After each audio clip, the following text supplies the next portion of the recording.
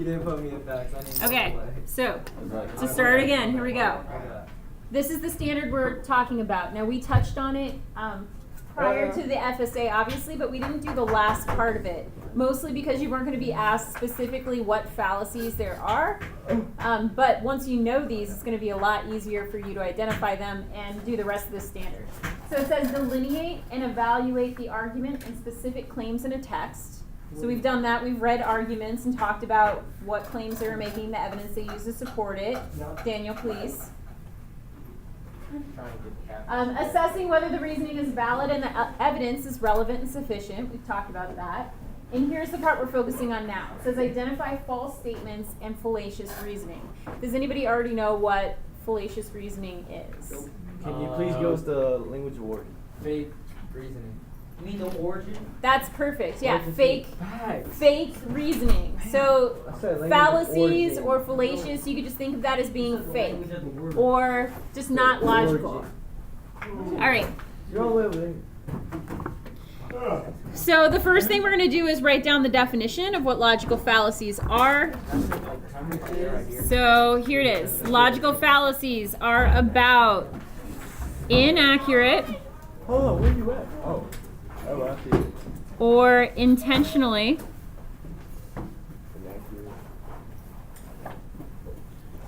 misleading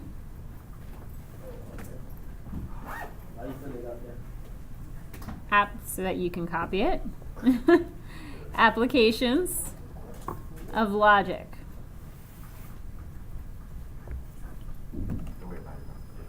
You should have made So, logical fallacies are used every day. You guys probably use them yourselves without realizing it. You can definitely hear them on commercials. You might even hear them on the news. You hear it from politicians. You hear it from people who are arguing. Okay, so logical fallacies are ways of arguing that people use that are incorrect. Like it's false logic or false conclusions, false reasoning. And it's important for you to be able to identify when someone's doing this so you aren't led astray or misled to a conclusion that really has no basis or foundation or doesn't have enough evidence to support it. So basically all of these means are ways of tricking people into believing something based on false logic or reasoning. Are we all good and we understand what this is? Okay. All right, hasty generalization is the first type. I'm going to give you the examples first, and then we'll write the definition. I know what that is. You know what a hasty generalization is? I know what it means. Okay. Here's the first example. Most of the people in the room oppose the project, so most people in the town probably oppose it too. That would be like me taking a vote in this class on whether the Beatles is the best musical artist or Drake. Okay, so in this class, would this class be representative, whatever you guys voted, would it be representative of what all of Largo thinks? Not Largo High School, all of Largo. No, why wouldn't it be? Because that's just you're only basing it off this classroom and not. Why is this classroom not representative of everyone who lives in Largo? Because we don't have experience. Because we're not everyone in Largo. The members of Senate or something. Everybody has different opinion. There we go. Thank you, Daniel. Okay, so then tell me this. When we have elections, prior to the elections, the news is always talking about polls. And they're saying in the polls, like, this person's in the lead. More people are saying they're going to vote for this person and that person. How do they get those polls? Did they ever ask you who they would vote for? No. It's just what they think. So you think it's a guess? I think generalization is stereotype. Well, it can be that too. That's what I was It can be that too, for sure. So what they do when they do polls for political reasons is they make sure that they call, like they look at a population. If they're going to say this is what Florida's like, they're like, Florida's 60% white, 30% Hispanic, and 10% black. And then we've got it's 55% Republican, or maybe 50% Republican, 45% Democrat, and then 5% Independent. And this, and they look at all these different things, and what they try and do is take an accurate sample. So they'll take like a couple thousand people. They'll make sure that they have every race represented in the proper amounts. They'll make sure they have enough women and men represented in the proper amounts, enough Republicans, Democrats, and Independents represented in the proper amounts. And then they ask them, who are you going to vote for? And they give an answer, and that's how they get the polls. Now, the reason that polls are questioned a lot is because if you actually investigate further, that's what they're supposed to do. But oftentimes it turns out that the people doing the polls actually polled like 30% Republicans, 30% Democrats, and then the rest independents. And independents don't make up that much of the population. Okay, so for them to like poll that much of the population is not accurate, right? That many independents. Yes? Have you ever been polled? No, I've never been polled. Polled. So, proof? Okay, I'm just kidding. So you can't make a generalization unless you have a strong sample. Okay, so we wouldn't be able to do that based off of a room. The other example says women don't enjoy watching sports.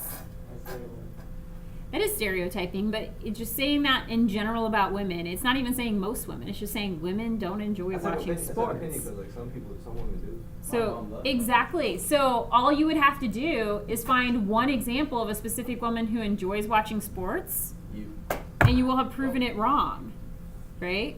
Even if they said most women enjoy watching sports, you definitely don't have a strong, or don't enjoy it, you don't have a strong enough sample base to make that statement. Okay, so what this is, and it could definitely involve being stereotypical, but it's a conclusion based on too little evidence.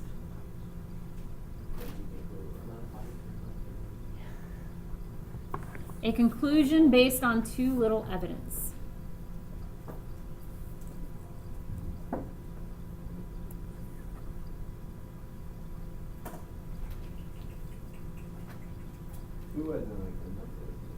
Yeah. The next one is ad hominem. Sometimes these sound weird because a lot of them come from the Latin words. So ad hominem, another way of saying this is the smear technique. So ad hominem has to do with the person who's saying it and just making an attack on that person. So you guys do this a lot. So if you're having an argument about, give me two sports teams. Eagles and Bucks, Patriots. Okay, I'll take the Eagles and the Patriots. Actually, yeah. And two people are arguing, They're in the Super Bowl. and exactly. And when they're arguing before the Super Bowl, they were saying the Eagles are going to win or the Patriots are going to win or whatever it was they were saying, right? If you're having a heated argument about it and then the argument devolves into, well, you're stupid. You wouldn't know. Like, you hardly ever watch sports. How would you know who's going to win? That's exactly how arguments go. Okay, if that's what you say, that's an ad hominem technique that was just used. Even if you're just arguing about a color and you're saying red's the best color, no, black's the best color, or whatever it might be, or blue. If you're arguing about it and you suddenly say, well, you're stupid, you wouldn't know, or whatever it might be, you're attacking the person. You're not making an argument based off of like the subject at hand. So here it says, and this is something that might happen in a debate, a political debate. Someone might say, my opponent is only saying that because he is a crazy liberal tree hugger. Okay. So I don't know what they're arguing about, but if you're calling someone crazy, that's definitely just an attack on their person. And then a liberal tree hugger, this probably has nothing to do even with the argument at hand. Okay, so the statement doesn't address an issue. They aren't addressing what it is they're actually arguing about. They're just attacking the person. Just like when you're in an argument about something and you say to someone, you're just saying that because you're white. Okay? No. That's ad hominem. That is not, okay, that's not addressing whatever the issue is. So what I want you to do, and you can't use any of the examples I just gave. Yeah, we can. And you can't use the example of the person sitting next to you. You're going to make up your own example of an ad hominem. What's something somebody is likely to say in an argument that just is an attack on the person. It has nothing to do with the argument at hand. And then explain why that's not a relevant point to make. So make something up that isn't the same as the person sitting next to you or one that I said. Okay, I'm sorry. Could you repeat an example again, please? Well, the last one I gave was you're just saying that because you're white.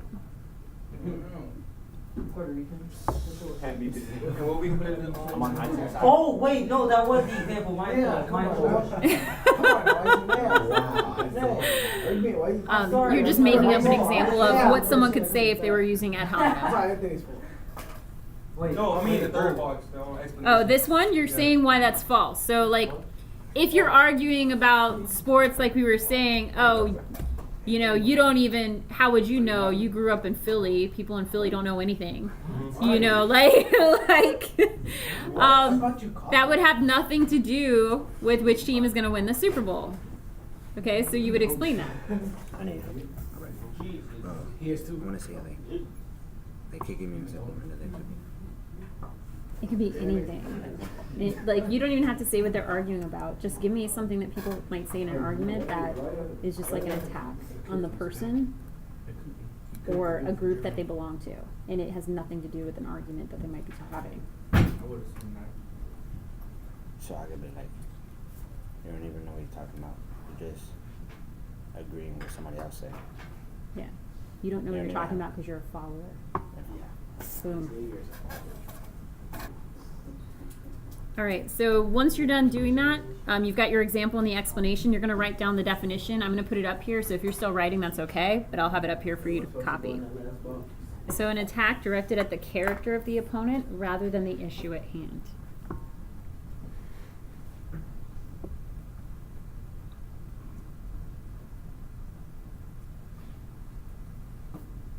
Either or.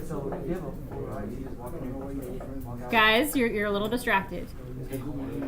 Speaking of teaching, either or is a technique that they specifically teach teachers in college, especially if they teach elementary school kids, or they're going to be. They teach them the either or tactic.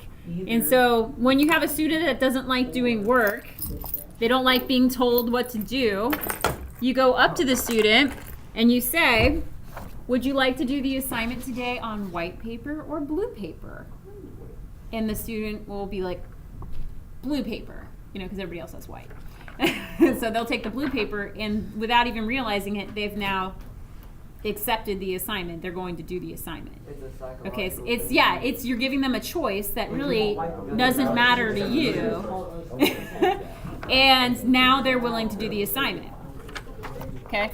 So they also, now these are real ones that really do matter. Like if you don't want to sit in your assigned seat, a teacher might say, well, you can sit in your assigned seat or you can practice sitting in your assigned seat in detention.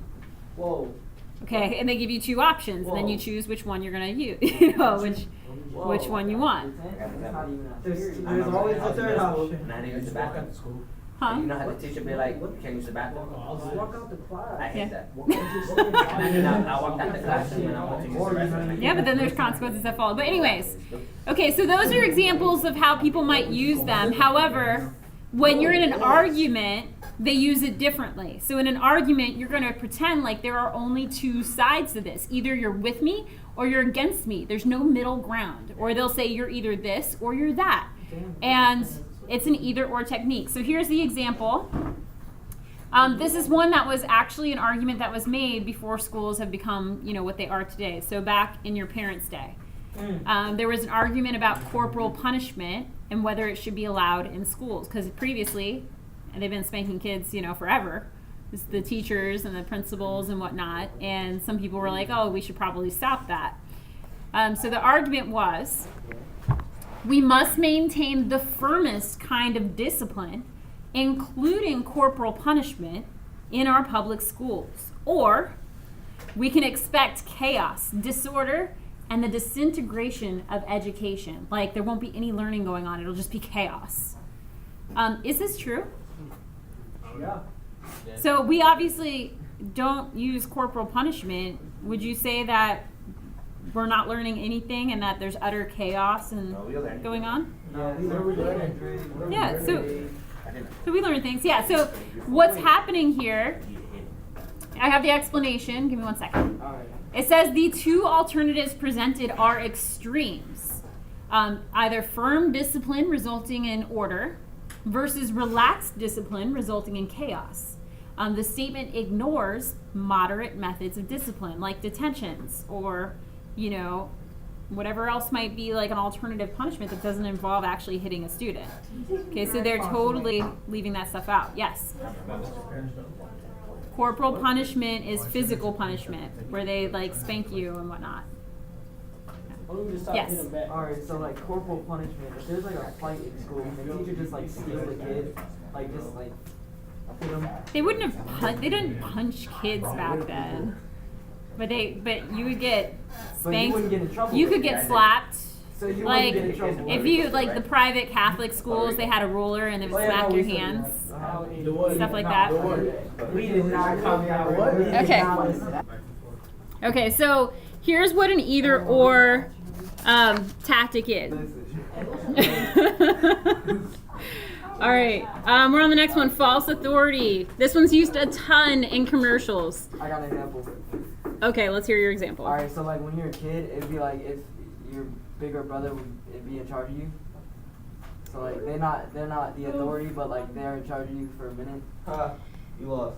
Okay, that would be an example of false authority, but I'm talking in terms of an argument, how someone would use false authority in an argument. So that is actually a perfect definition of it, but not in this context. So like Yes. if a crossing guard tries to arrest you, is that false authority? Yes, but I'm talking about Yes, in an argument. So okay. here it is. Here it is. Alright. Okay, you're watching a commercial. Right. And this used to happen a lot back in the day, like, you know, Neil Armstrong, or they'd pick someone famous or a famous athlete, and he'd be on the commercial like, I was the first man to walk on the moon. And that's why I eat Wheaties. This is the best cereal. like, here it is. And, okay, but is he an expert on cereal? What? No. so They're just taking someone who's famous for some other reason. They're an expert in some other field, and then they're throwing them So say like into a totally So say like Michael different Jordan category. doesn't like, This is why my name is Michael Jordan. I eat these. That's how I became a pro basketball player. Yeah, like Please eat he these. doesn't even explain it. Like sometimes they're like an athlete and they're like, this is the best deodorant. Okay, but now granted, they might use that deodorant, but how do they know it's the best? Spice. Have they tried every single deodorant out there? Are they a chemical, specialist and they know what that deodorant is made up of and that it has things that are meant to block it that's stronger than other things? You don't know. Like they do this all the time. Whenever you see a famous person on television promoting a product, usually it's false authority. They are not an authority on the matter. Okay, so what you're going to do here, you cannot give an example I have given. You must give your own example. Be specific. Name a person who might promote a product. You can make it up or it could be real. And then explain why that person has no authority to promote that product.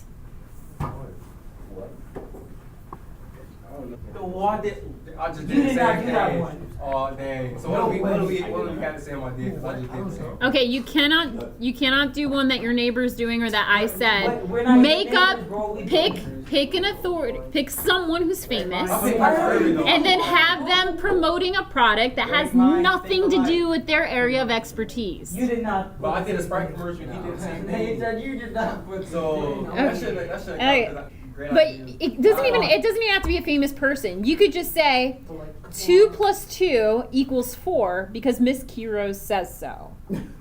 But that's common knowledge. Okay, yeah, but I'm using this as an example though. Even though it might be true, am I a math expert?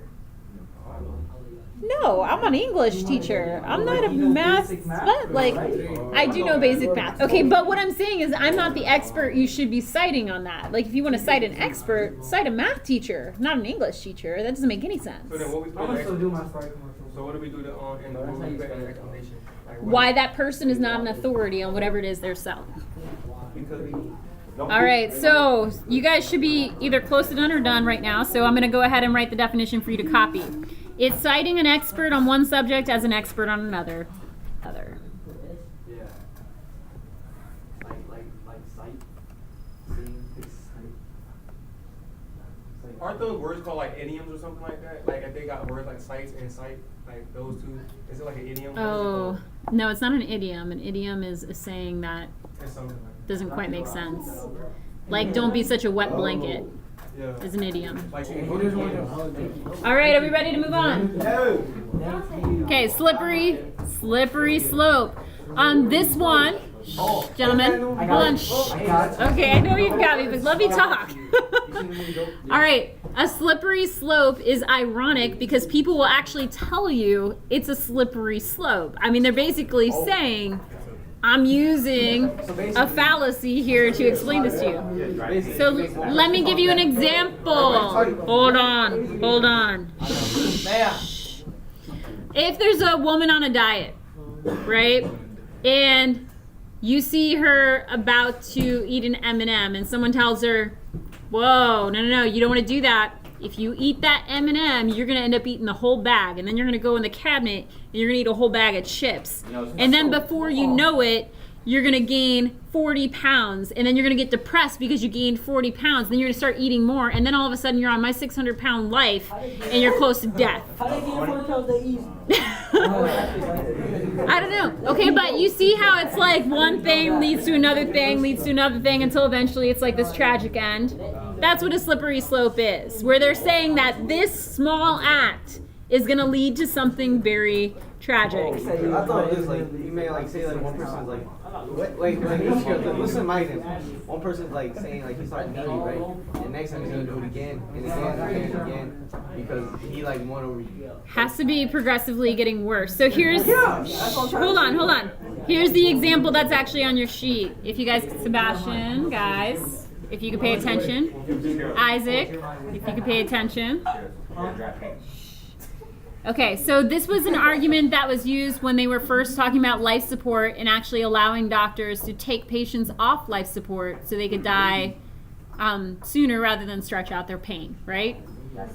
When they have a chance. So it says, if we start letting doctors remove life support systems from terminally ill patients, then who's next? Soon they'll start killing deformed babies. Next, no hospital or rest home will be safe. It's genocide. They'll be slaughtering people left and right. Okay, I mean, will taking someone off life support lead you to killing deformed babies and then killing everybody in elderly homes? No, but If you take somebody off life support, it's not really the doctor's decision, it's the family's Well, we know that decision. They have to now. come to Okay, the but this is an argument someone might make, right? So what it is they're saying it's a slippery slope. People often say weed is a gateway drug. You start doing weed, next thing you know, you're doing cocaine and you're living on the streets homeless with no teeth. Okay. So that's the slippery slope argument. It only leads to just It leads to much. That's what I'm saying. It only leads to junk food. All you want to do is eat. That's it. Okay, so this type of argument claims without support. we can't see it. Sorry, thank you. Claims without support that an action will lead to tragic results.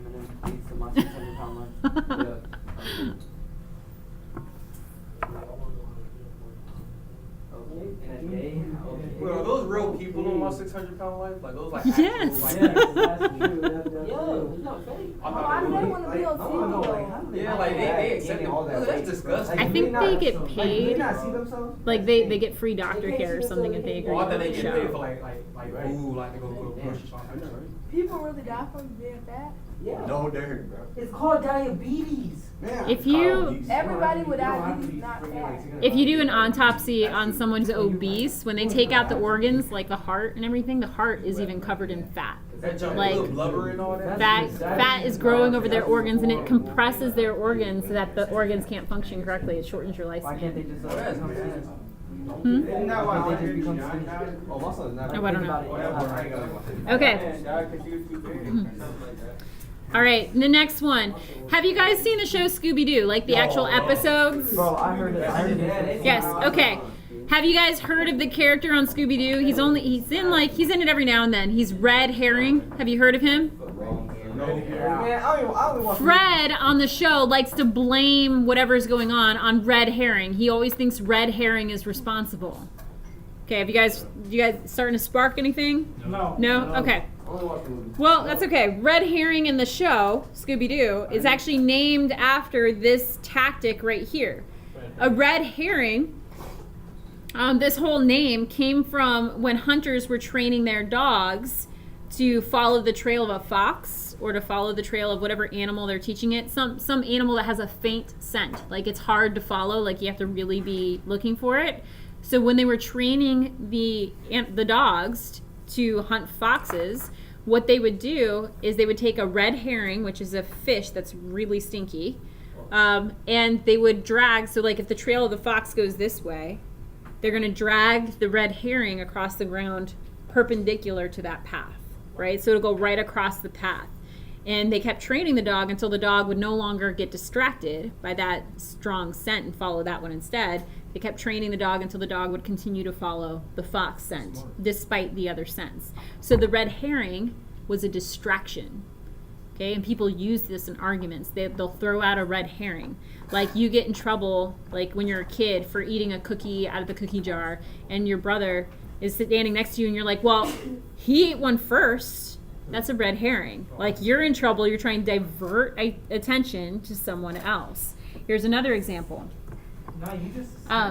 I work 60 hours a week to support my family, and I pay my taxes. You can't give me a parking ticket.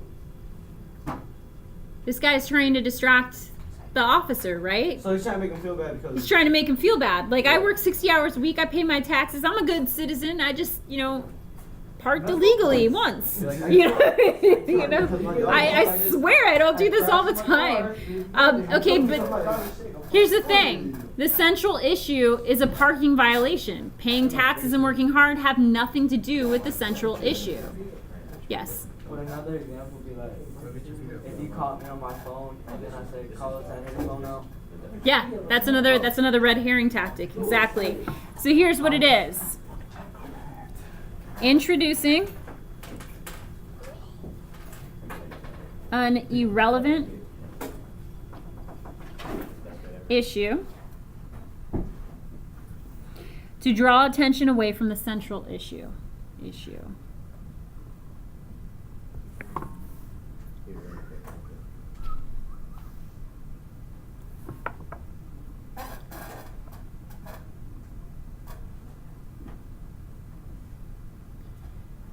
Okay, the next one is post hoc reasoning.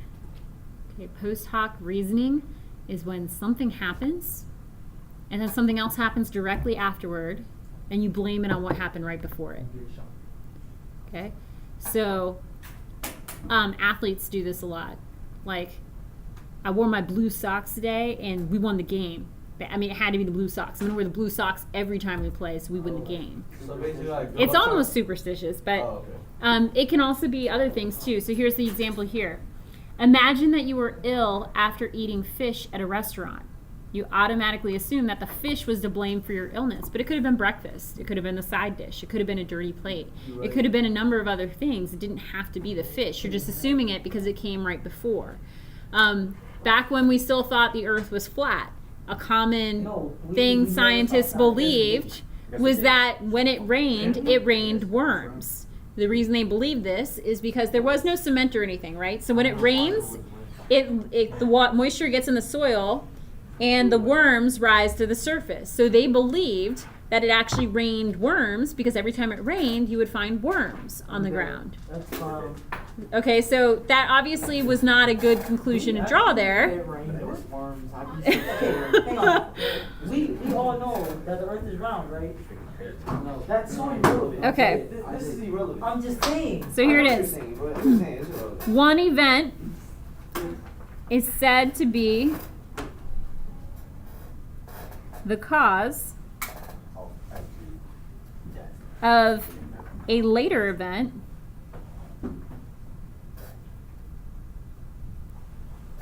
simply because it occurred earlier. Mm-hmm. Yes. Small, we only have one. All right, last one. Are you ready? No. Non sequitur is actually Latin. It means it does not follow.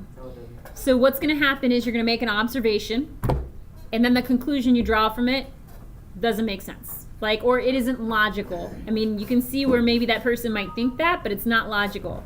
So if I was looking at Isaac and I said, Isaac, look, he's wearing a red shirt. His favorite color must be red. Whoa. Okay, that could be true, but people wear different colored shirts other than the ones that are their favorite color. So it's possible it's not true. Okay, here's the example here. This car has a noisy engine. That's an observation. It must be fast is the conclusion. Here's an explanation for other things that could cause a noisy engine. So I want you to, for my example, make up an observation, then make up a conclusion based off of that, and then explain why that conclusion may not necessarily be correct. Based off what? So like this one says, this car has a noisy engine. That's the observation. It must be fast. It must be fast is the conclusion. But it could be because the car's a junker. Doesn't mean the car is fast. It could be the engine's about to blow. Okay, so do an observation followed by a conclusion. I'll write this word. You gotta give me a second because I'm writing this stuff down. No, I'm gonna like tell you right now.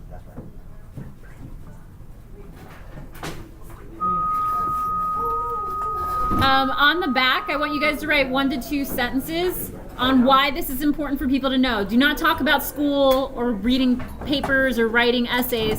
Why would it be important for you to identify these fallacies in everyday life? That's, yeah, and then you're going to turn it in tomorrow. So 1 to 2 sentences on the back explaining. I need Juan Jimenez to the front office. Juan Jimenez.